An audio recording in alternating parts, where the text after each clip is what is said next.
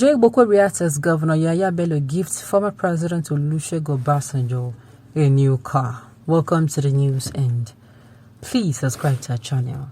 To get notified when we post hot duty news updates, please click on the notification bell. A former spokesperson and chieftain of All Progressive Congress Party APC Lagos branch, Abalenze Nnewi, best known as Joe Boko, took to his official Facebook page to react as the executive governor of Kogi State identified as Yahaha Bello gives Olusegun Obasanjo a car. In his Facebook post, the elder statesman, who seemed delighted, uploaded a video of the former president where they were praying for him inside a car. The special advisor to Governor Sanwo-Olu on Trade and Water Resources noted that the governor was said to have presented a brand new SUV Jeep to the ex-president to mark his 85th birthday celebration. Furthermore, he affirms that the gift was handed over to him by the deputy governor, Edward Onoja, on behalf of his boss. It may interest you to know that the said politician is of the People's Democratic Party and is well respected in the political terrain. He has successfully served the country as a military head of state in February 1976 and as first Democratic president from 1999 to 2007. He is no longer in power again, however, his powerful leadership skills are still being admired by a lot of Nigerians who believe he was one of the best leaders to have ruled Nigeria, which may be the reason why Yahaha Bello felt the need to honor him at such a moment. Okay, you refuse to pay workers in your state, but you're giving a car gift to one of the country's problem. Well, I expected this. I thank God for OBJs, however, Yahaha Bello should go and pay salaries first. Are you one of his workers? Oh my God. You are a failure if you cannot identify and celebrate with someone else's successes. Yahaha Bello has done well by this gesture. Kudos to him and congratulations to former President OBJ, one of the best, if not the best, we ever had. How is Obasanjo your problem? Even the blind knew that all enjoyed this regime. The problem with you Igbos is that until you know that your brother's problems in Nigeria, we cannot progress. Right from Zik to your coup planners that killed other tribe leaders, left your own, etc. are the sources of our problem. You see? This is why we need to talk about those problems. A lot of people are carrying hot all around, whether I like it or not. Many people still operate, they still do things with the mind of, no, these people cannot do this thing to us how many years back, and they still want to. Exactly. That is why we should come out and state our differences. Only if, we're going to be permitted to do that. What kind of leadership do we have in this country?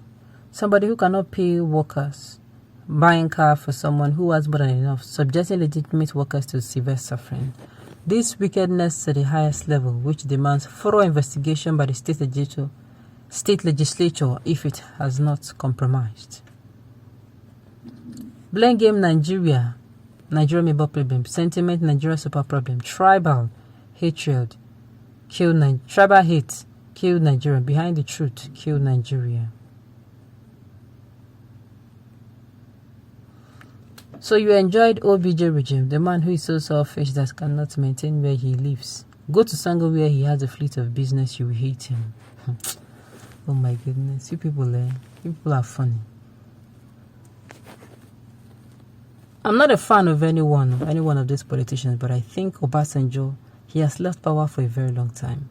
You trying to say, oh, this man did this and that, will not solve any problem. We have to look at the present to be able to, repair the future. We can't look at the past to repair the future. It's not done. I'm only concerned about Joe Reactor Ibokwe. He can be very useful one of the nuclear plants in Kenobi so that his direction can chase the Russians away, rather than staying here and reacting to every spittle. As a former president, Obasanjo does not need this, as the federal government ensures he gets a replacement of his vehicle every 4 years or less. As a forthright man, he should have politely rejected and advised the governor to use the cost of vehicle to adjust the percentage salary being paid Kogi workers. You have a point. If it is true that Yahaha Bello gave out the car for God's sake, or if he feels like doing something good, why not give the car to a poor person? How many masses have been celebrating their birthday? Did any politicians ever give a poor person a car gift? This is to show how wicked our politicians are. They only help themselves. Of course, Big man is giving a big man gift, whereby he already knows the real people that are seriously in need of help. Thank God there is death, and after death there is judgment. Well, whether I like it or not, they said the rich will get richer. That's what they said. I like OBJ for one thing. Even with the car gift, he knew that Nigeria is too big for that young man to rule. Everything is politics. This one he gave Baba a car. Who knows his next move? Evil leaders. Well, whether I would like it or not, Nigeria knew OBJ. He can smell if because he don't even need to smell. Everything is in the open. How does he rule his state?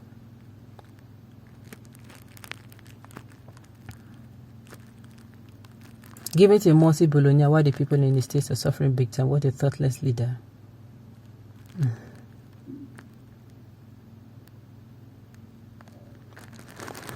Kogi people, and I don't suffer.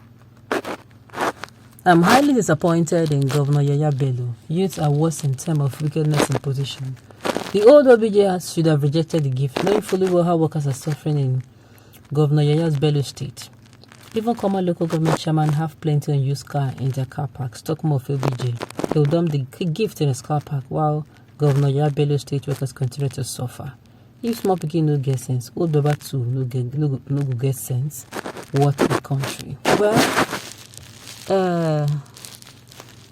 somebody said the only way for us to make this our talking more effective is by coming out to vote. And me, I stand solidly behind the person. Enough of all this chantings, enough of all this cries, enough of all this, food costs. So, we go buy food costs, we go sweat to cook the food, can't eat them. Then call it and they talk about matter we be see. At the end of the day, no matter how we talk, the matter no go change. The thing needs action from us. So we must decide that this is the action that we must take. This is the action we must take. That is what we must decide that this is the action we must take. So, and of course, not just we decide, we also come out that day and vote. Let us, whatever we want to say, we can say it there. That's it, we can say it through voting. Make sure you vote for someone who is competent. Just make sure competency, someone who is young, someone who will not sacrifice merit on the altar of favoritism, who will not sacrifice merit on the altar of nepotism. Someone who is going to be a true Democrat. Someone who is going to be all about equity, fairness, and justice. Okay, on this note, we have come to the end of the news. We say thank you for tuning in to listen. Until I come here next time, enjoy the rest of the day.